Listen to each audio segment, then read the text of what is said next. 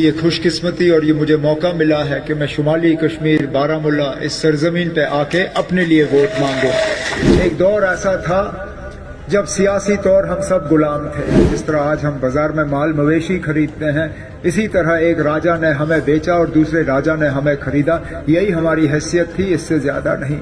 جس زمین پہ ہم کام کرتے تھے اس زمین پہ ہمارا کوئی حق نہیں ہوتا تھا۔ ہماری آواز میں ایک دم آیا، ہمیں ووٹ کا حق ملا۔ قلم کے ایک دستخط سے بنا ایک ڈبل پیسہ معاوضہ لیے یہاں کے لوگوں کو زمین کا مالکانہ حق ملا۔ اس طرح کا مثال جو ہے اس پورے ملک میں اور کہیں نہیں۔ 2018 کے بعد دلی کا راج یہاں پہ چلا۔ آپ لوگوں کا کوئی بھی فیصلہ نہ انہوں نے قبول کیا، نہ اس پہ کسی نے عمل کیا۔ جہاں تک زمین کی بات ہے، انہوں نے 370 ہٹا کے 35A ہٹا کے ہماری ان زمینوں کو جو ہے خطرے میں ڈالا۔ جب 370 یہاں سے ہٹا، یہاں کے نوجوانوں کو کہا گیا تھا کہ آپ کے روزگار میں اگر کوئی رکاوٹ تھی تو یہ نیشنل والے تھے، جیسے ہی یہ چلے جائیں گے آپ کے لیے روزگار آئے گا۔ جناب اجے سدوترا صاحب، آل انڈیا کانگریس کے جموں کشمیر کے نائب صدر غلام نبی مونگا صاحب، ہمارے آج کے پروگرام کے میزبان، آپ سب کے ہر دل عزیز اور ٹنگ مارگ اسمبلی حلقے کے سیگمنٹ انچارج جناب فاروق شاہ صاحب، ہمارے صوبائی سیکرٹری شوکت میر صاحب، نیشنل کانفرنس کے ٹریجرر شمی اوبرائے صاحب، یہاں آیا ہوں وہ کوئی چھپی ہوئی بات نہیں ہے۔ اس سے پہلے میں نے کئی سارے الیکشنوں میں شمالی کشمیر میں اور خاص کر ٹنگ مرگ اسمبلی حلقے میں ووٹ مانگے ہیں، چاہے وہ اسمبلی کے لیے ہوں، چاہے وہ پارلیمنٹ کے لیے ہوں، چاہے وہ اس وقت عبدالرشید شاہین کے لیے، شریف الدین شارق کے لیے، محمد اکبر لون صاحب کے لیے۔ لیکن یہ پہلی مرتبہ ہے کہ مجھے یہ خوش قسمتی اور یہ مجھے موقع ملا ہے کہ میں شمالی کشمیر بارہمولہ اس سرزمین پہ آ کے اپنے لیے ووٹ مانگوں۔ نیشنل کانفرنس نے مجھے یہاں سے لڑوانے کا فیصلہ کیوں کیا، اس پہ بھی بار بار مجھ سے یہ سوال کیا جاتا ہے کہ آخر میں کیوں؟ شاید اس لیے کہ ایک تو نئی دلی کا، ایجنسیوں کا، بی جے پی، RSS، مختلف تنظیم جو نیشنل کانفرنس کے خلاف ہیں، ان کا سب سے زیادہ زور اگر کہیں دیکھنے کو مل رہا تھا وہ یہاں شمالی کشمیر بارہمولہ کپوارہ پارلیمانی حلقے پہ۔ لیکن اس کے ساتھ ساتھ یہ بھی صحیح ہے کہ ہم جس دور سے گزر رہے ہیں بہت نازک دور ہے۔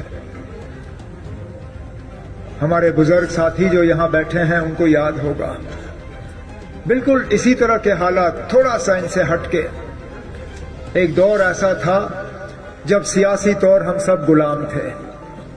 ہماری آواز میں کوئی دم نہیں تھا، ہماری آواز سننے کے لیے کوئی تیار نہیں تھا۔ ایک راجا نے دوسرے راجے کو ہمیں بیچ کے جو ہے ہمیں بدل دیا۔ جس طرح آج ہم بازار میں سامان خریدتے ہیں، جس طرح آج ہم بازار میں مال مویشی خریدتے ہیں، اسی طرح ایک راجا نے ہمیں بیچا اور دوسرے راجا نے ہمیں خریدا۔ یہی ہماری حیثیت تھی، اس سے زیادہ نہیں۔ سیاسی طور غلامی کے ہم شکار تھے، لیکن اس کے ساتھ ساتھ اقتصادی طور بھی ہم غلام تھے۔ جس زمین پہ ہم کام کرتے تھے اس زمین پہ ہمارا کوئی حق نہیں ہوتا تھا، ہمیں اپنے پانی پہ حق نہیں ہوتا تھا، ہمیں اپنی ہوا پہ حق نہیں تھا۔ لیکن اس دور میں ایک لیڈر پیدا ہوا، تھے وہ ماسٹر، لیکن یہاں کے حالات دیکھ کے وہ اتنے پریشان ہوئے کہ انہوں نے کہا نہیں، مجھے اپنے لوگوں کو اس مشکل سے نکالنا ہوگا۔ اس شخص کا نام تھا بابا قوم شیخ محمد عبداللہ۔ پہلے تو انہوں نے ہمیں سیاسی غلامی سے آزادی دی، جب یہاں جمہوریت قائم ہوئی ہماری آواز میں ایک دم آیا، ہمیں ووٹ کا حق ملا۔ ہمیں یہ حق ملا کہ ہم خود چنیں کہ ہمارے حکمران کون ہوں گے، ہماری قیادت کون کرے گا، ہماری نمائندگی کون کرے گا، ہماری آواز بلند کون کرے گا۔ لیکن اس کے ساتھ ساتھ شیر کشمیر یہ بھی جانتے تھے کہ صرف سیاسی غلامی ختم کر کے یہاں لوگوں کا مستقبل نہیں بدلے گا۔ یہاں لوگ ذیلداری کے شکار تھے، چکداری کے شکار تھے، زمینداری کے شکار تھے۔ اس دور میں بابا قوم نے کہا کہ میں اپنے لوگوں کو اس چیز میں سے نکالوں گا۔ मुझसे अक्सर बेशतर मीडिया वाले पूछते हैं कि मुझे बताओ 370 ने यहाँ के लोगों को क्या दिया। और मैं कहता हूँ ठीक है, अगर आप समझना चाहते हो तो समझो। बाकी मुल्क में अगर स्कूल है तो यहाँ पे भी है, हम मानते हैं। बाकी मुल्क में अगर अस्पताल है तो यहाँ पे भी है। बाकी मुल्क में अगर सड़कें हैं तो यहाँ पे भी है। बाकी मुल्क में अगर कॉलेज और यूनिवर्सिटी है तो यहाँ पे भी है। अगर बाकी मुल्क में टूरिस्ट आता है तो टूरिस्ट यहाँ पे भी आता है। लेकिन एक बहुत बड़ा फर्क है बाकी मुल्क में और यहाँ में। यहाँ पे कलम के एक दस्तखत से बाबा कौम ने यहाँ के लोगों को जमीन के मालिकाना हक दिए, एक डबल पैसा मुआवजा लिए बिना। और इस तरह का आप बैठो, अब आप मत उठो, मत उठो, आप मत उठो, बैठो नीचे, नीचे बैठो। मुझे फिर जो बोलना होता मुझे याद नहीं रहता। बैठो, अब आप खड़े नहीं होना। कलम के एक दस्तखत से बिना एक डबल पैसा मुआवजा लिए यहाँ के लोगों को जमीन का मालिकाना हक मिला। इस तरह का मिसाल जो है इस पूरे मुल्क में और कहीं नहीं है। आज दोबारा हमें उस गुलामी के दौर के तरफ धकेला जा रहा है जहां सियासी तौर भी हमारी आवाज जो है वो दबाई जा रही है। 2018 के बाद हमें यहां अपनी हुकूमत नहीं थी। 2018 के बाद दिल्ली का राज यहां पे चला। आप लोगों का जो है, आप लोगों का कोई भी फैसला ना इन्होंने कबूल किया, ना उस पर किसी ने अमल किया। जहां तक जमीन की बात है, इन्होंने 370 हटा के 35A हटा के हमारी इन जमीनों को जो है खतरे में डाला। आज मुख्तलिफ बहानों के बुनियाद पे जो है हमसे ये जमीनें छीनने की कोशिश की जा रही है। कोई रेल के नाम पे, कोई सड़क के नाम पे, कोई फैक्ट्री के नाम पे, कोई किसी और नाम पे। यहां तक कि जिन जमीनों का हक फारूक अब्दुल्ला साहब ने आपको रोशनी के तहत दिलवाने की कोशिश की, उस रोशनी को भी इन्होंने तहस नहस किया। आज काह चराई जमीन पे, जिस भी जमीन पे आपका हक बनता था उस पे बुलडोजर चला के आपको उस हक से बेदखल किया जा रहा है, उन जमीनों से बेदखल किया जा रहा है। और कुछ नहीं मिला हमें, मां सिवाय बदनामी के, परेशानी के, मायूसी के। इन्होंने हमें कुछ नहीं दिया। वादे बहुत हुए।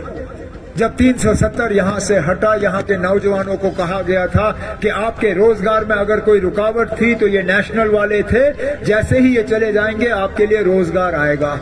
मुझे हुकूमत छोड़े हुए 10 साल हो गए। खुदारा मुझे बताइए ना, कौन सा नौजवान आज सरकारी मुलाजमत कर रहा है?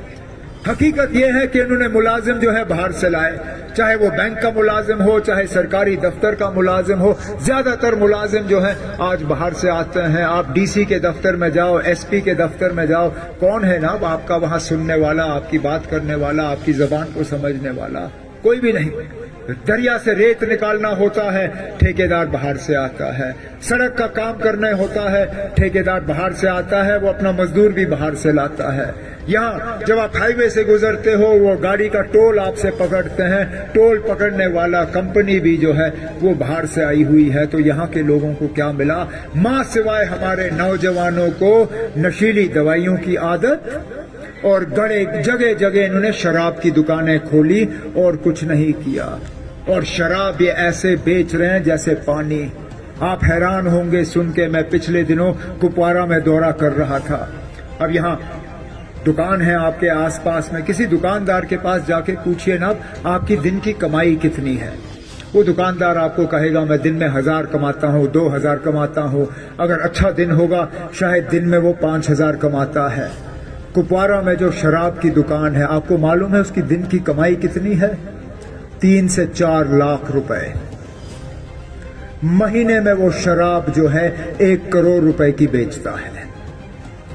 हमें कॉलेज नहीं मिले, हमें स्कूल नहीं मिले, हमें अस्पताल नहीं मिले, हमें नौकरियां नहीं मिली, हमारा कोई नया होटल नहीं खुला, हमारा कोई नया कारखाना नहीं बना, कोई नई फैक्ट्री नहीं आई। लेकिन शराब की दुकानें जो हैं इन्होंने जगह जगह खोली और फिर कहते हैं यहाँ लोग बड़े मुतमैन हैं, बड़े खुश हैं, यहाँ लोगों को कोई परेशानी नहीं है। ना परेशानी के अलावा हमें मिला क्या? बिजली का निजाम देखिए, 6-6, 8-8 घंटे बिजली कट और बिजली का बिल आसमान में। इन्होंने जगह जगह जो है वो नए क्या कहते हैं उनको, स्मार्ट मीटर, जिसमें पहले पैसा भरना होता है, बाद में बिजली आए ना आए मीटर में से पैसा जो है वो निकलता रहता है। आज कम से कम बिजली का बिल जो है देहात के इलाकों में महीने का 1640 रुपए। मेरे दौरे हुकूमत में बिजली का बिल 200, 250, 300, 350 से ज्यादा नहीं। आज 1640 रुपए कम से कम, एक बल्ब लगाओ तो 1640 रुपए का आपका बिल। बिजली का टैक्स, पानी का टैक्स, सब चीज। और फिर ये कहते हैं इन्होंने हमें खुशहाल किया, एक नया जम्मू कश्मीर बनाया। तभी तो हम तबाही और बर्बादी की तरफ जा रहे हैं। इन नौजवानों से पूछें कितनी सख्ती का सामना इनको करना पड़ता है। वेरिफिकेशन के नाम पे इनको पासपोर्ट नहीं मिलता, वेरिफिकेशन के नाम पे इनको नौकरी नहीं मिलती, वेरिफिकेशन के नाम पे इनको बैंक का लोन नहीं मिलता। ये जाए तो जाए कहां? और इनका कोई कसूर नहीं है। ये कहा जाता है इनको तो जन्म लिए हुए 18-20 साल नहीं हुए, इन्होंने तो गलती से भी बंदूक के तरफ उठ के देखा भी नहीं। अगर इनका कोई कसूर है वो यही है कि इनका कोई दूर दराज इलाका कभी मिलिटेंट बना हुआ था। अरे 90 में तो सब बह गए थे। जो मेरे खिलाफ वो सेब लेके घूम रहा है, क्या उसने मिलिटेंट की तंजीम यहां खड़ी नहीं की? क्या उसके वालिद साहब पार जाके बंदूक नहीं लाए? अगर उसको पासपोर्ट मिल सकता है, अगर उसको पासपोर्ट, बैंक का लोन और ये सब चीजें मिल सकती हैं, मेरे इस नौजवान को पासपोर्ट और बैंक का लोन और सरकारी नौकरी क्यों नहीं मिल सकती? मेरे वक्त में, और फारूक साहब गवाह है, ये मेरे डीसी थे श्रीनगर में जब मैं वजीर आला था। हमने ये ब्लैक लिस्ट का सिलसिला खत्म किया था। हमने कहा मिलिटेंट का बच्चा मिलिटेंट नहीं है, मिलिटेंट का दामाद मिलिटेंट नहीं है, मिलिटेंट का पोता मिलिटेंट नहीं है। आप सिर्फ इस चीज के लिए किसी को सजा नहीं दे सकते हो क्योंकि उनका कोई रिश्तेदार मिलिटेंट था। लेकिन इन लोगों ने वो जो है ब्लैक लिस्ट का सिलसिला दोबारा शुरू किया। हमने पार से ये जो लोग गए थे ट्रेनिंग करने के लिए, लेकिन बंदूक लेके वापस नहीं आना चाहते थे, हमने उनके लिए रास्ता खोला नेपाल से। देखिए ना, जब हम बात करते हैं तो एक फर्द के लिए नहीं करते, जब हम कोई काम करते हैं तो एक के लिए नहीं करते, हम जब करते हैं तो सबके लिए करते हैं। हमने जब यहाँ नए एडमिनिस्ट्रेटिव यूनिट खोले, जब हमने यहाँ ब्लॉक बनाए, तहसीलें बनाई, न्यापतें कायम की, वो किसी एक को फायदा पहुंचाने के लिए नहीं था, वो पूरे कौम को फायदा पहुंचाने के लिए था। आज हजारों की तादाद में नौजवान जो है वो जेल में दर बदर की ठोकरें खा रहे हैं। किन किन का मैं जिक्र करूं? जिनको जम्मू कश्मीर के बाहर जेलों में रखा गया है, जिनका कोई कसूर नहीं है, कोई केस नहीं है उनके खिलाफ, बस उठा के पहुंचा दिया हुआ है बाहर। हम जब बात करेंगे तो उन सब हजारों नौजवानों के लिए बात करेंगे जिनको वहां जेल से निकाल के हमने यहाँ वापस लाना है, जिनके खिलाफ कोई केस नहीं है, हमने उनको छोड़ना है, जिनकी वेरिफिकेशन नहीं हो रही है, इनका वेरिफिकेशन कराना है। तब जाके हम यहाँ के लोगों को इंसाफ दिलवा सकेंगे। और आपको अपना नुमाइंदा वो चुनना है, क्योंकि नुमाइंदा का आपने फैसला करना है। आपने पार्लियामेंट में मेंबर भेजना है तो नुमाइंदा वो भेजिए जो पार्लियामेंट के अंदर जाके बात कर सके, जो वहां आपके जज्बातों की तर्जुमानी कर सके, जो आपके लिए लड़ सके। और इस लड़ाई में, जिस लड़ाई का जिक्र सदोत्रा साहब ने किया, जिस लड़ाई का जिक्र मोंगा साहब ने किया, जिस लड़ाई का जिक्र फारूक शाह साहब ने और शौकत मीर साहब ने किया, इस लड़ाई में ये लड़ाई हम अकेले नहीं लड़ सकते। हमने इस लड़ाई में और दोस्तों को शामिल करना है। इसलिए बहुत जरूरी है कि आप नेशनल कॉन्फ्रेंस के उम्मीदवार को यहां से कामयाब करके, ताकि हम औरों को जोड़ें, हम इस कारवां को बढ़ाते रहें, ताकि इंशाअल्लाह उस दौर, जिस दौर के लिए हम सपना देख रहे हैं, ख्वाब देख रहे हैं, खुशहाली का, इज्जत का, वकार का, पहचान का, वजूद का, उसको हम दोबारा हासिल करें।